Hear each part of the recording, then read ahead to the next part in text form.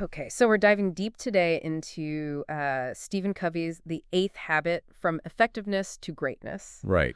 You guys sent in some excerpts, and I guess the goal today really is to pull out like the main ideas about this whole concept of voice, Huh. and then also how to inspire others to find theirs, right? Absolutely. So this is kind of your shortcut to understanding like what are the big takeaways from this book. Yeah. And I think the thing that strikes you right away is when you dive into this book, Covey talks about how the majority of people feel like they're only using a portion of their talent, their intelligence at work. Wow. And so, that kind of begs the question, are you really tapping into all of your potential? Are you bringing everything to the table? That's a big question, right? I mean, like most of us probably feel like there's something more we could be doing. Yeah.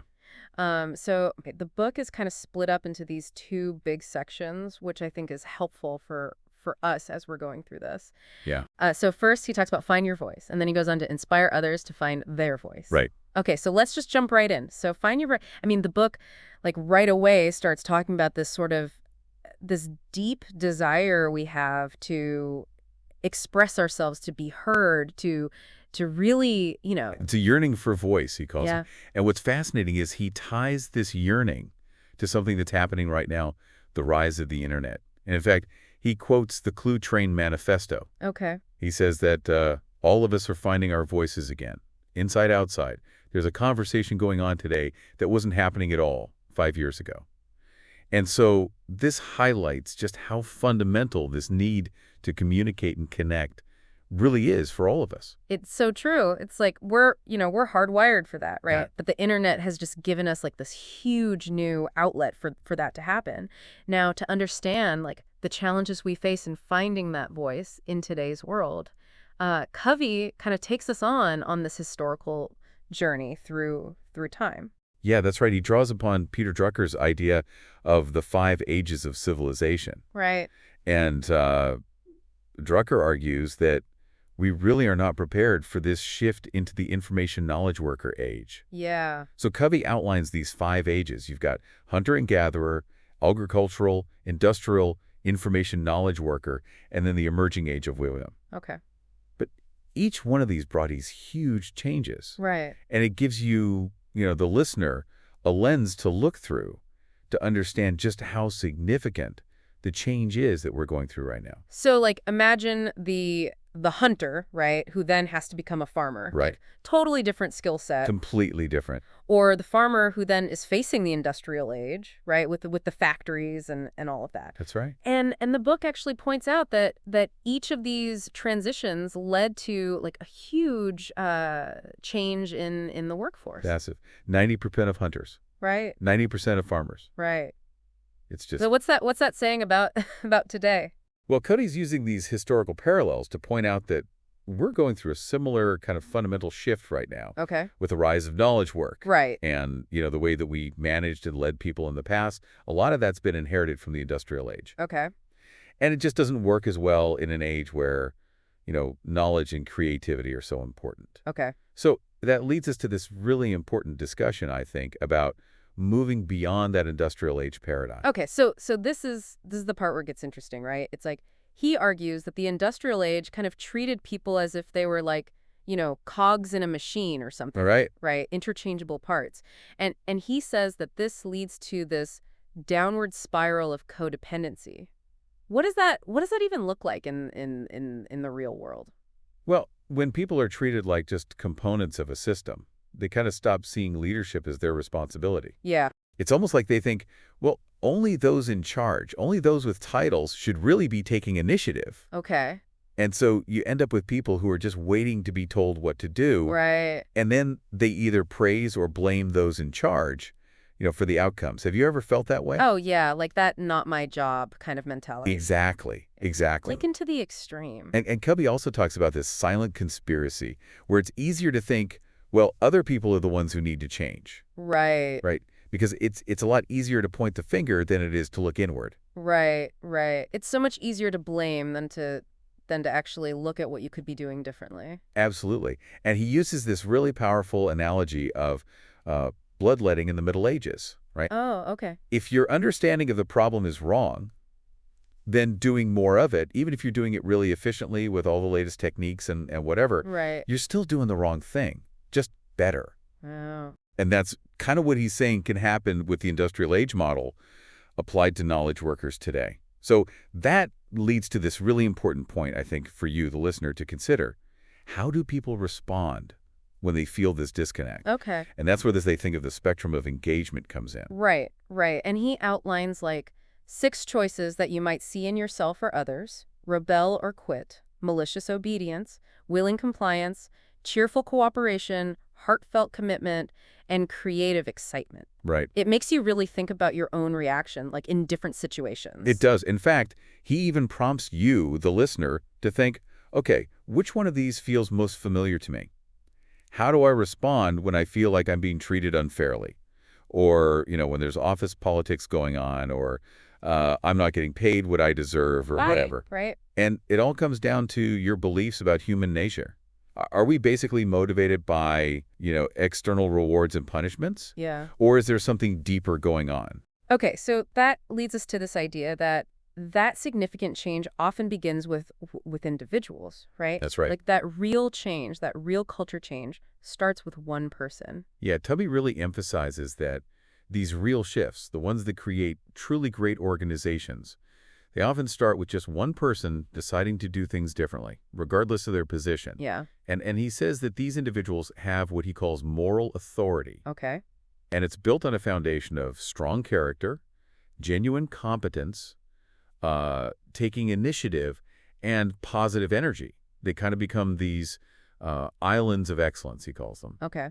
And just by their way of being, they start to influence the people around them. Right. People are drawn to them because of their integrity and the results that they get. So it's really that leading by example idea, right? Absolutely. And the book even shares the story about someone who made a very conscious decision to stop just getting by and to really strive for something more. Yeah. And it was inspired by their father's example, and it really emphasizes that you have this choice regardless of your circumstances. You do. That's a really key point. Striving for greatness doesn't have to be these big, dramatic actions. Right. It can show up in how you face challenges, like maybe you're dealing with an illness, or it could be these small but significant ways that you impact the lives of people around you, like your kids. Right. It's really about making that conscious decision to contribute in a meaningful way. Mm-hmm. And speaking of growth and contribution, Covey introduces this really powerful principle from Dr. Walter Gong. Oh, yeah, I like this one. Yeah. He says, the best way to get people to learn is to turn them into teachers. Yeah. It makes so much sense, right? Like when you actually have to explain something to someone else, You learn it. you really have to know it. Yes. How might you use that in your interactions? Yeah. So Covey shares how he used this principle in his own teaching, and it allowed him to have a much bigger impact. When people are actively explaining things to each other, they're much more engaged in the learning process. Okay. And this idea connects so beautifully to the next concept, which is this idea of our inherent potential, the birth gifts, he calls them. Okay. Right. Our talents, our capabilities, our privileges, intelligence, opportunities. The book is saying, like, you're born with this huge reservoir of potential. You are. But, a lot of times it goes untapped. Right. We don't make the effort to really develop it. It's like having all these amazing tools, but never learning how to use them. Yeah, that's a great way to put it. And Covey, he highlights the freedom to choose. He says that's maybe our greatest gift, second only to life itself. Wow. It's that power to choose your actions, to align them with your values. It's a defining characteristic of being human. And that's so different from like the victim mentality that we see so much. Yeah. Where it's always someone else's fault or something else that's holding me back. Right, the blame game. The blame game, right. Yeah. So the book is saying ultimately you're a product of your choices. That's right. And Eisenhower actually said it really well. Okay. He said, the history of free man is never written by chance, but by choice, their choice. Wow. Powerful. That's a good one. Yeah. So think about that in your own life. How are your choices shaping who you are? So how do we make sure we're making good choices, right? Well, Covey talks about the importance of living by principles. Okay. These are those fundamental truths, like fairness, kindness, respect, honesty, integrity. These things seem to be true, across time, across cultures. Right. And so, making conscious choices particularly in those moments between a stimulus and your reaction. It involves aligning yourself with these principles. Okay. Okay, so that leads us to Covey's framework of the 4 human intelligences. Okay. And this is a really comprehensive way for you to think about your own development. Right. So first we've got physical intelligence, which is PQ. PQ. That's right. And it's really about taking responsibility for your well-being through self-discipline, exercising, eating right, all of that. Okay. And Covey reminds us that your body has this amazing capacity for healing. Yeah. And it's really important to find that balance between your mental and emotional states. Okay. Then we have mental intelligence, IQ, Yeah. right? That's all about your ability to reason, to analyze, to plan, and to learn from experience. Okay. And then we have emotional intelligence, or EQ. EQ. And this has become such a critical part of success, Huge. isn't it? Both personally and professionally. Yeah. Covey talks about the key components of this: self-awareness, social awareness, self-management, and relationship management. And he points out that this is a significant area of growth for many leaders and even parents. So true. What do you think? Oh, yeah, like so many of us struggle with the EQ piece, right? Yeah. And then finally, we have spiritual intelligence, SQ. That's Q. Okay. Covey describes this as kind of the central intelligence that represents your deep-seated need for meaning and connection to something bigger than yourself. Right. And it really serves as a guiding force for those other 3 intelligences. Okay. And a powerful example of this is Anwar Sadat's decision to go to Israel. He was driven by his conscience to do that, even though it was a huge personal risk for him. Really courageous. It was. So what does that make you think about, in terms of your own values and your sense of purpose? It's really about that inner compass, right? That sense of right and wrong. Yeah, absolutely. And Covey argues that developing all 4 of these intelligences really helps you build your moral authority and your inner strength. Yeah, that's right. And he even mentions this film A.B. Combs Elementary as an inspiring example of how to nurture these qualities from a young age. Okay. It's through principle-based character education using the 7 Habits framework. Okay, interesting. So all these 4 intelligences, then they have a connection with 4 really important attributes that define your voice. That's right. So those 4 attributes are vision, which stems from mental intelligence. Okay. Discipline, which is rooted in physical intelligence. Okay. Passion, which is fueled by emotional intelligence. Right. And then conscience, which is guided by spiritual intelligence. And Covey uses examples of people like George Washington, Florence Nightingale, Gandhi, Amazing people. to illustrate how these attributes, especially when they're driven by a strong conscience, can really change the world for good. It's so different from like leadership that's just driven by ego, right? Yeah, it's not about personal gain. Not about personal gain. It's about serving others. It's about building up, not tearing down. Okay. So let's dive a little deeper into each of these. So when Covey talks about vision, what does that mean for you, the listener? Well, in this context, vision is your ability to see a desired future state clearly in your mind. Okay. It's your imagination applied to your goals. It's the first mental creation, really. Right. Your dreams, your hopes, your plans. Okay. A reality that doesn't yet exist in the physical world. Covey shares a personal story about how he found renewed purpose after experiencing a loss by focusing on his own inherent talents. And he also emphasizes the power of seeing potential in others, Okay. even beyond their behavior. So think about that for a moment. How can you apply this principle of seeing potential in someone that you interact with, on a regular basis? It's almost like you're holding up a mirror to them, Yeah, right? Reflecting their best selves back to them. absolutely. It's incredibly empowering for both of you. Really, really powerful. Okay, and then there's discipline, Yeah. which sometimes can sound a little restrictive, but Yeah. but how does Covey frame like the role of discipline in finding your voice? Well, he presents discipline as the bridge that connects your vision with tangible results. Okay. It's about making a commitment and often making sacrifices along the way. Okay. And Covey shares his own experience of leaving academia to start his own business. Wow. That took a lot of self-denial and a lot of consistent effort. It's about that inner strength to stay the course even when things are difficult. Okay. What's a vision that you have that might require more discipline for you to achieve? Yeah, that's a good question, right? Like, what are we willing to sacrifice for? Yeah. Okay, and then what about passion? Like, where does that fire within come from? Well, Covey says passion comes from aligning your unique talents with your deepest interests and your sense of purpose. Okay. And he stresses the importance of really understanding yourself before you can do that. He quotes Sir Lawrence Vander Post, who says to look inward, to listen to that thing which is dreaming through you, to really discover your soul's calling. What are the things in your life that make you feel truly alive and engaged? It's like finding that thing that lights you up, right? Yeah, absolutely. Okay, and then finally, conscience. So what's Covey's definition of this, and what role does it play in finding your voice? He describes conscience as that still small voice within that universal sense of right and wrong. Right. And he contrasts it with the ego, which he says is often self-serving and even tyrannical. Yeah. And so living in alignment with your conscience is about putting higher principles above your own immediate impulses and desires. Okay. It leads to a deep sense of integrity and peace of mind.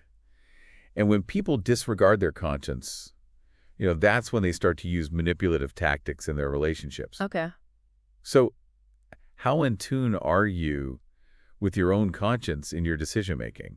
That's a good question. Like, are we listening to that inner voice? Yeah. Okay, so we've got these 4 elements, then vision, discipline, passion, and conscience. Working together in harmony. Working together. And then the book talks about this whole person model, which I think ties it all together. It does. The whole person is really encompassing your body, your mind, your heart, and your spirit. Right. And each of those corresponds to a fundamental human need. So the body is the need to live. The mind is the need to learn. The heart is the need to love. And the spirit is the need to leave a legacy. Wow. And those needs connect directly to those 4 intelligences and their expressions: right vision, discipline, passion, and conscience, Right. which represent those 4 dimensions of your voice. Right. And, it was Covey and the 2002 Winter Olympics that talked about this fire within. Yeah. And that's what happens when all of these elements come together. It's that synergy, right? It is. It's the integration. And it's not passive, right? Finding your voice isn't just something that happens to you. No, it's an active process. You have to respect these 4 intelligences. You have to develop them, integrate them, and find balance among them. Okay. Covey even gives a personal example of committing to his health. Right. And his motivation for doing that was so that he could be there for his children. Powerful. It was. And it was a much deeper motivation than just, wanting to lose weight or something superficial like that. Right. It was about a deeper purpose. It was. So could you think of a time when you really tapped into a deeper why to achieve something? Yeah, that's a good question. Like, what's the motivation behind the goal? Yeah. And then he shares that anecdote about making time for his mother after his father passed away. Right. And it really highlights, again, that importance of living in alignment with your values, with what matters most. Yeah, walking the talk. Walking the talk. And then he tells the story about a leader who played a huge role in helping him discover his own voice. Yeah. And it really shows how, like, being given responsibility and having someone believe in you Yeah. can be so transformative. Powerful. Really, really powerful. And from that experience, he actually comes up with this, like, really practical definition of leadership. He does. And he defines it as communicating to people their worth and potential so clearly that they come to see it in themselves. Wow. It's about helping other people discover themselves. Yeah. And that brings us to the second part of the book: inspire others to find their voice. Okay, so now we're going from, like, the individual level to help with others, right? That's right.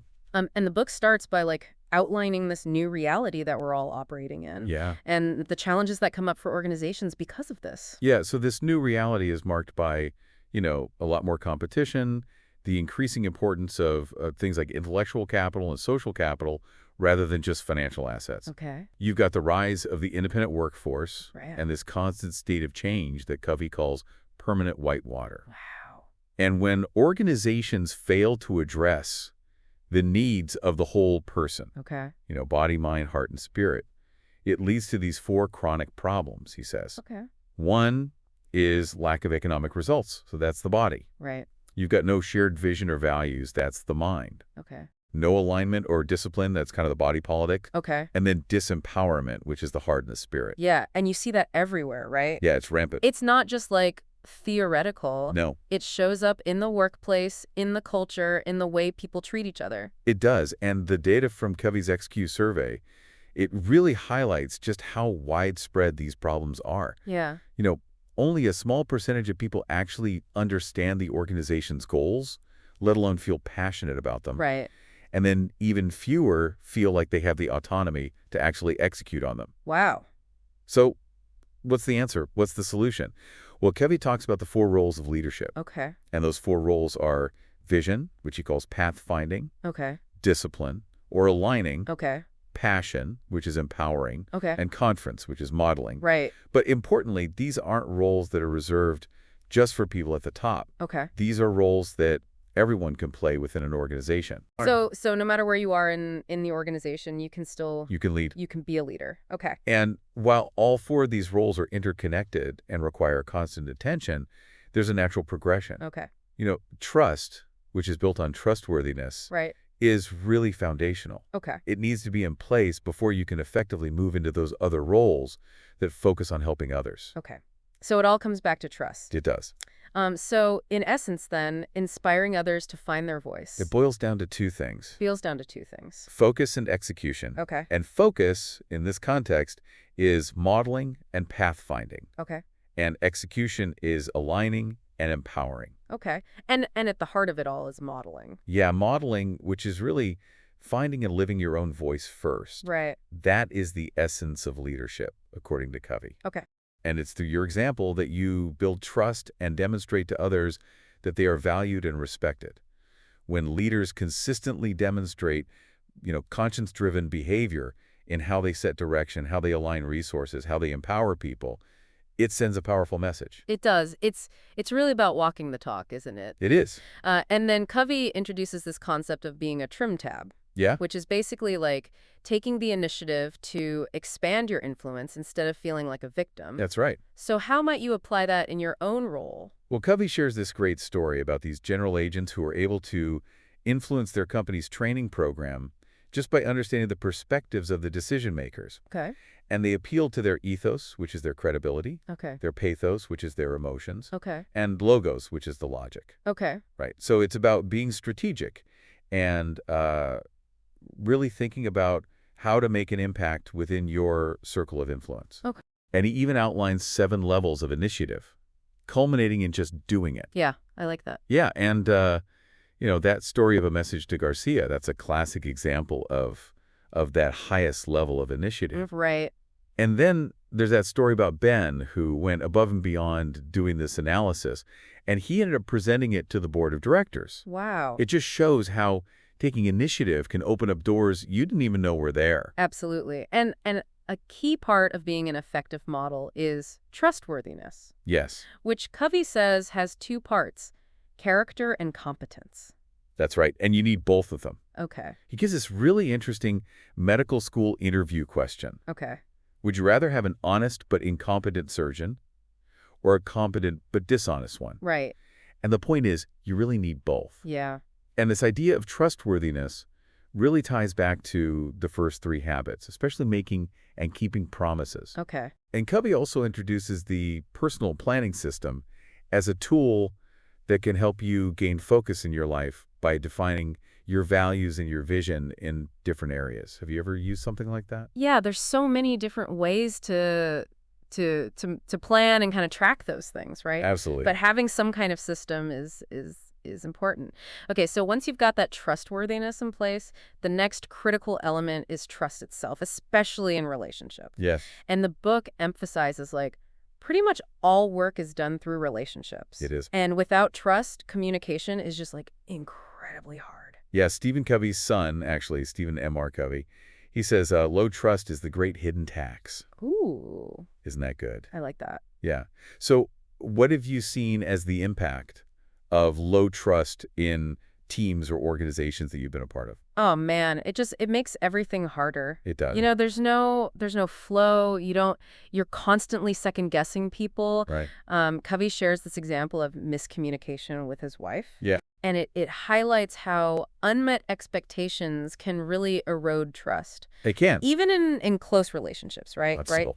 And he emphasizes that a deposit must mean something to the other person. That's right. So it's not just about doing something nice. No. It has to be something that they value. Yeah, it has to have meaning for them, and making and keeping commitments, especially to the people that you care about, that's a huge deposit. Okay, that makes sense. And then he goes on to talk about seeking mutually beneficial outcomes. Yeah. This think win-win or no deal mindset. Right.